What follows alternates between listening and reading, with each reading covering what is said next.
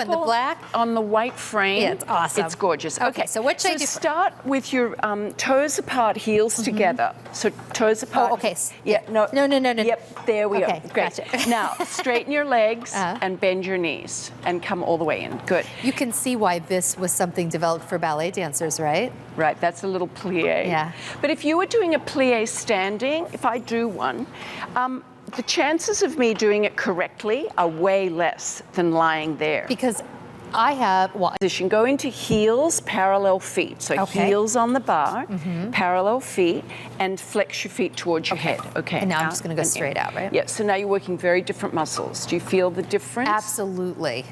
And I think I was ready for the change up, frankly. Yes, okay. Yeah. So you're getting a nice stretch in your Achilles, and you probably wear a lot of high heels, so you need that a little bit. Absolutely. You're working your glutes a little bit differently, and you're working your knee differently.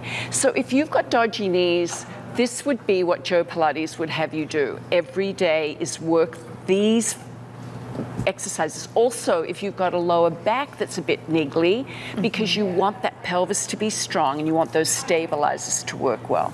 So now go into toes on the bar, parallel feet. Right. Go all the way out. Now lower your, because Okay. we're going to stretch the hamstrings. So let me grab my straps. Yeah, and remember we saw increase in flexibility of hamstrings, 208%. Yeah.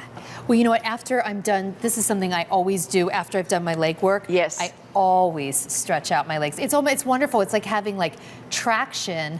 I can't really do this myself without the machine. I really need this to pull it for me. Right. Yeah. Plus, what's going on as you push away, you're pushing forward. As you push forward this way, you're using the front of your legs. As Yeah. you come up, the machine is helping you elongate the back of your legs.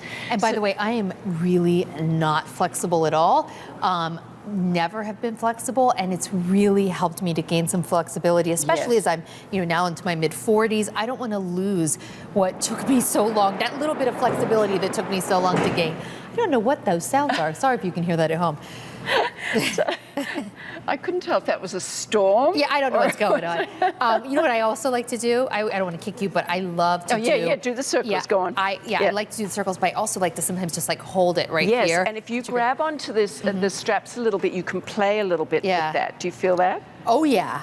I absolutely do. But the circles, so you're talking about this, right? Well, circles, now we're opening up the hip joint. Remember we saw increased flexibility in the hip flexors and in the hip joint?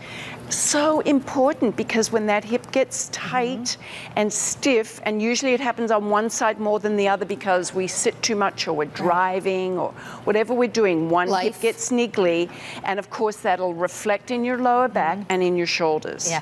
Can you take us through some arm and like an arm series? Yes, absolutely. I would love to see that. So I've just shown you, well, with the help of Marjolaine, of course,